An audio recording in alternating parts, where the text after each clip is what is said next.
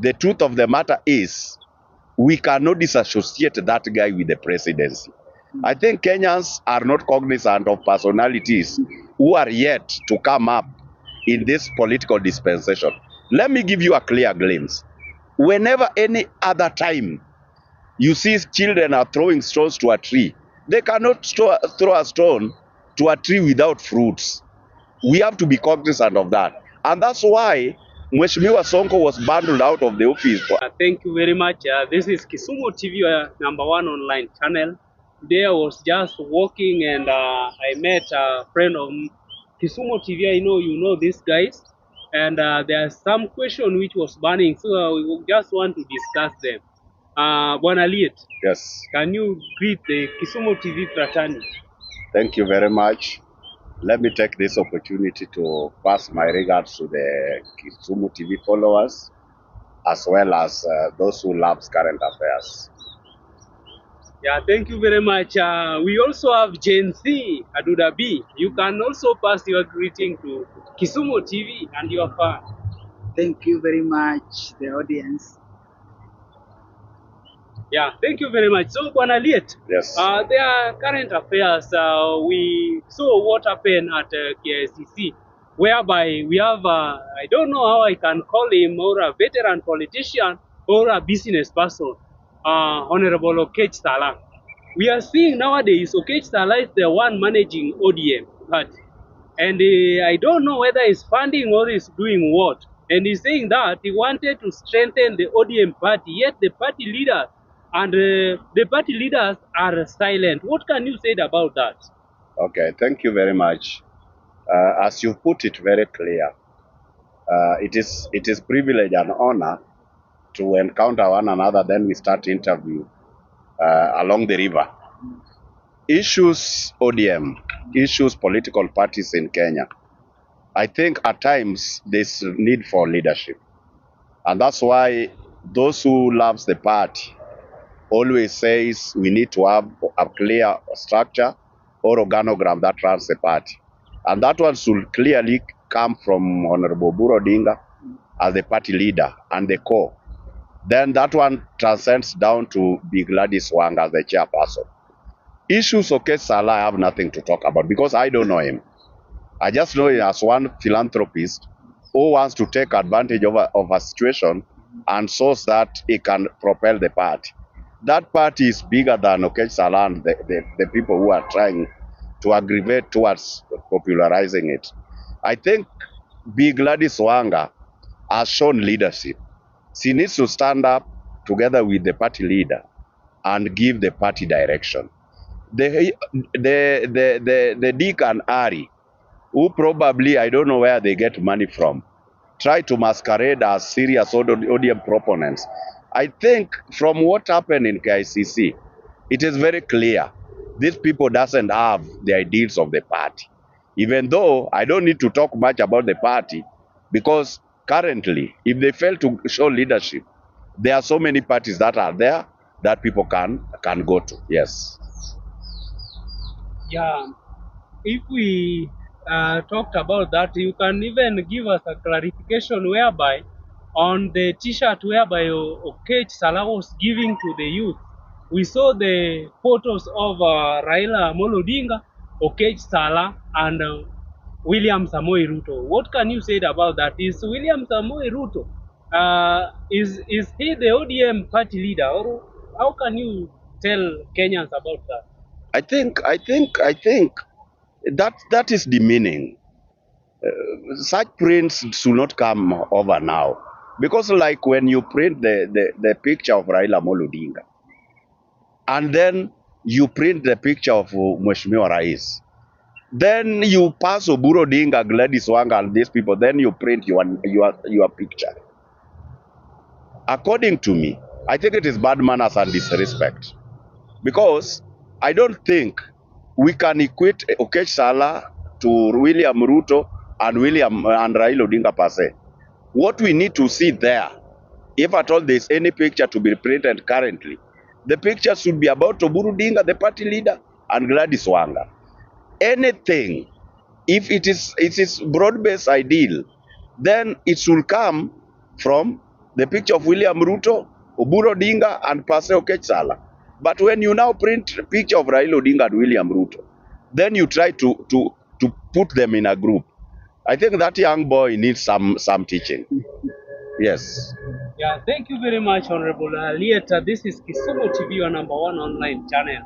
Alieta, if we can check nowadays, we are seeing political parties are emerging, Yes. whereby there's one of Honorable Owalo. Yes. And there's a strong one. I'm hearing some rumors that the former Nairobi Governor, Honorable Sonko, is also coming with another party. What can you say about that? Are you asking that question because you know Alieta and Mbuvi Sonko is more or less like Chandra Pete? And probably the way I try to sell Sonko, some people might think myself and Sonko always sit next to each other. But I just love the guy. Issues political parties, as you put it right, currently, the parties we can talk about today are embodied on the personalities behind those parties. We can only talk of probably UDA because of Mheshimiwa Rais, talk of ODM because of being a bigger party south of Sahara and north of River Limpopo. And now we have another sheriff in town, just the way you put it, NEDP. That is a party associated by Mbuvi Sonko, is the party leader. And let me tell you, I think probably you've asked that question because there were some times I did talk about Sonko. And I'll shy away from talking about it. Because one thing I know with the Mheshimiwa Sonko, if now today Ruto is not there, my friend, I can tell you for free. The truth of the matter is, we cannot disassociate that guy with the presidency. I think Kenyans are not cognizant of personalities who are yet to come up in this political dispensation. Let me give you a clear glimpse. Whenever any other time you see children are throwing stones to a tree, they cannot throw a stone to a tree without fruits. We have to be cognizant of that. And that's why Mheshimiwa Sonko was bundled out of the office as the governor of Nairobi. But the short stint of the 2 years the guy served in that office, I can tell you. Why is it that I love Mheshimiwa Sonko? I love Sonko because of very few things. One, when we were in the Bunge, Jivanji Gardens, when the president then was Honorable Honorable Ababu. When we were with Ababu there, we could not go a week without getting anything from Mheshimiwa Sonko. He knew people are there. Not like this other leader who just thinks in that garden there are only birds and dogs. And besides that, anything, let's say we had a problem, compassionate nature like trying to assist us to ferry bodies to where they should be placed in their last resting place. Sonko always lended a hand. At any given time, he will give you a vehicle, and at one point, equally give 100,000 to the bereaved. Besides 100,000, he will ensure those who are taking the body there has also given something to keep them. Leave alone that. Now come to what Sonko did when he was the governor. I think today, you've even forgotten that in Pumwani Hospital, children were being stolen. Babies were being stolen. But the moment Mheshimiwa Sonko achieved that office, he made Pumwani to date, even though today it is becoming a bit dirty, but he made Pumwani to be a renowned hospital where our mothers and sisters are giving birth. What did he do first? He ensured that human milk bank was set up with a pressurizing machine that is able to contain 9.4 million liters of milk. He ensured that baby theft is not there. Besides other like the urine, the machine, the new theater was set up there. So there are quite a number. Besides the beautification of the highways, he ensured flowers, trees were along the highways. Today, those highways are dusty. I saw Mheshimiwa Uhuru Kenyatta, the former president, try to work an highway. What do you call it? Super highway.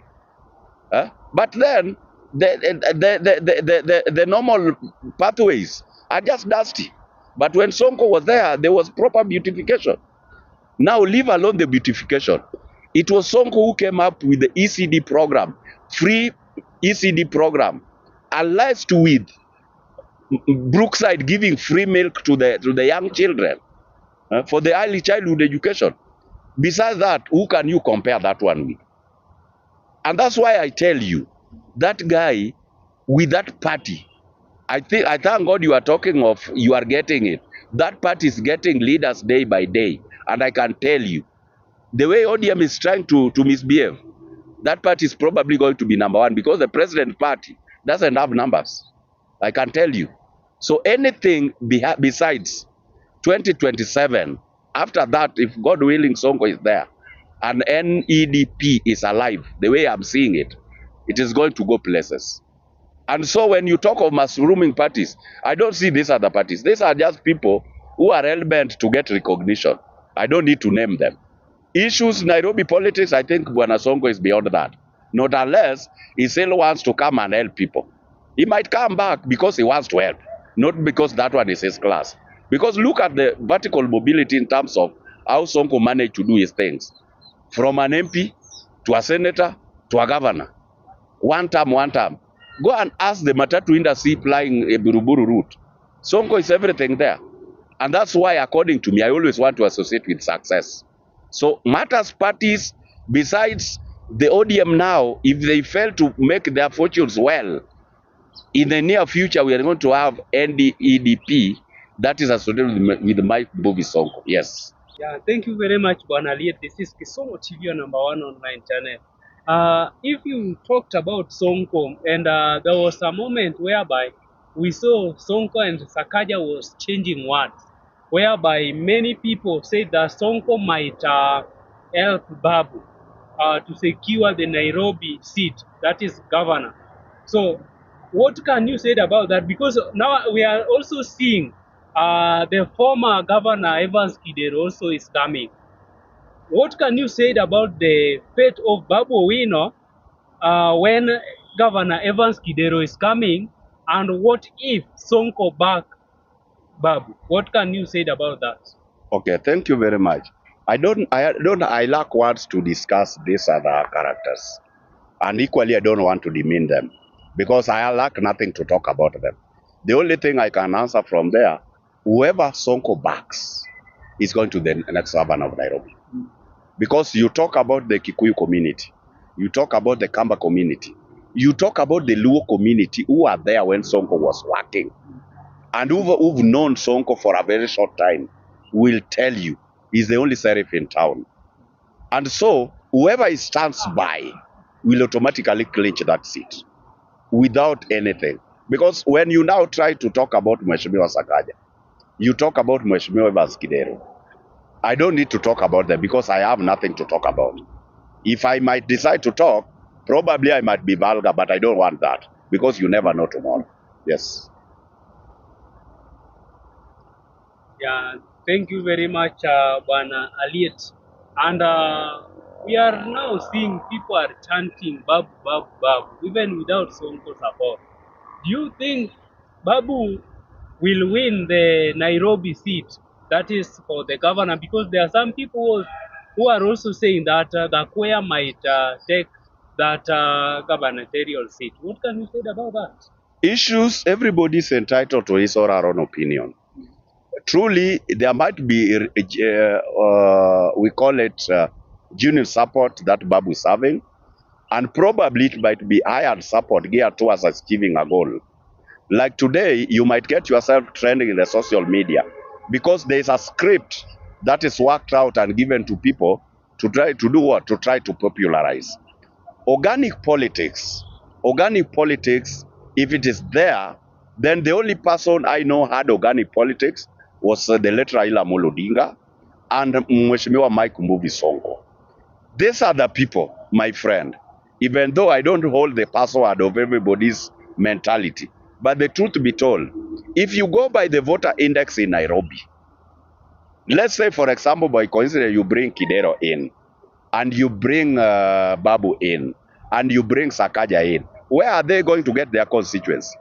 Because at the end of the day, you have to know if you are cognizant of the way our voting pattern is.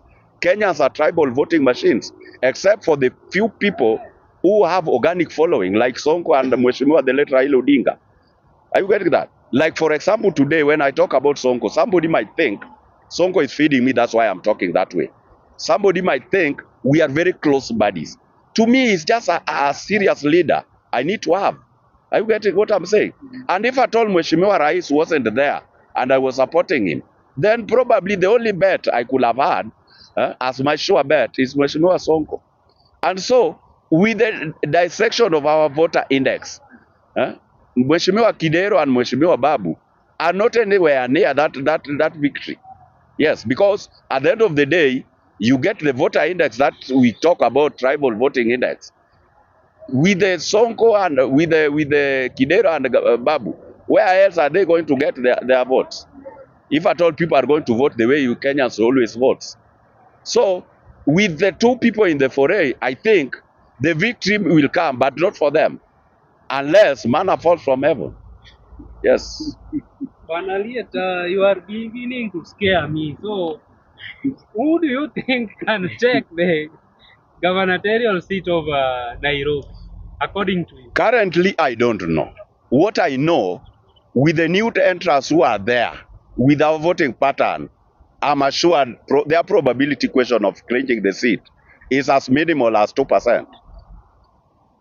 But if we can check, Babu Wino is being loved with all tribes in Kenya. Let me tell you, my brother, if at all being loved is anything to go by, Raila could have been president and retired 10 years ago. Are you getting what I'm saying? Politics is not what you are saying. Politics is practicality. They say there are things you don't get by hopes. There are things you have to prepare and do your proper due diligence and SWOT analysis so that you achieve what is needed. Let me tell you, the Luo population in Nairobi, we are tribal, my friend. I've told you for a fact. The person who Sonko is going to rally behind, the way Mheshimiwa Raila helped Sakaja to retain the seat when the impeachment was on the table, are the only people who are having organic supporters. Somebody who's ready to die for you without even being paid. Are you getting what I'm saying? But the few people you are naming, nobody is there to die for them. Because one, today I might decide to come from this place. Just in case Mheshimiwa Sonko is in office, I'll walk in and see him. But some of these people you are telling me, they are only than thou, even accessing the gate alone. You'll have to book 1,000 appointments for you to access there. And this is one of the serious issues serious followers always look into. Are you accessible? In case you are accessible, how do you handle somebody? Are you down to earth? And that's why when I tell you Raila was down to earth, and that's why people could access him. Sonko is down to earth, that's why people could access him. And that's why you realize even anybody who just gets the name Mbuvi Sonko. Let me tell you, if you go to that office in Ramco House, Ramco Court in South Bellevue, you sit there for 1 hour, you'll get people in their numbers seeking to run on that ticket. And they are serious people. They are not people going there to beg. These people you call Sangwenya, they are not. Are you getting that? Because they believe the brand behind that party is a force to reckon with. Sonko is more or less a political celebrity. People believe in him, and so when he pulls shots, people will automatically bow. Yes. So, in your conclusion, yes, what advice can you give to Honorable Mbuvi Sonko? My honorable advice or my submission, even though you've given me a task that is very complicated, I'm not in the caliber to advise Honorable Mbuvi Sonko. But then I can just give my bit. If God willing, 2027 is not his right time to push. His time comes in 2032. But the popularization of the party, we people have to start now. And anything coalition, he has to do coalition, but with the condition not to go the zoning process. Because with the zoning process, that party is not going to get traction. Are you getting what I'm saying? And so, and I think he knows this. Because at the end of the day, when a party is on, then it means you are going to be told if you have coalition with ODM, UDA, and probably Wiper for that matter, for example. Then it means we are going to be told Wiper is popular in Lower Eastern, so we should fill candidates there. ODM is popular in Luo Nyanza and Western, so we don't fill candidates there. UDA is popular in Rift Valley, so you don't fill candidates there. Nairobi is there for grabs. Where is NEDP going to have a zone, a playing zone to fill candidates? So we have to fill candidates so that we know our strength. And with that, when it comes to 2027, 2032, well, the field is open. There are no people there. Yes. Thank you very much. This is Kisumo TV, your number one online channel. Guys, we normally bring you the update of the ongoing politics, and we normally speak in the Luo language, and we are flexible. We can speak in Swahili. We can also speak in English. So we are just requesting you to go and check us on Instagram at Kisumo TV, Facebook at Kisumo TV, TikTok at Kisumo TV, and YouTube at Kisumo TV. Thank you very much.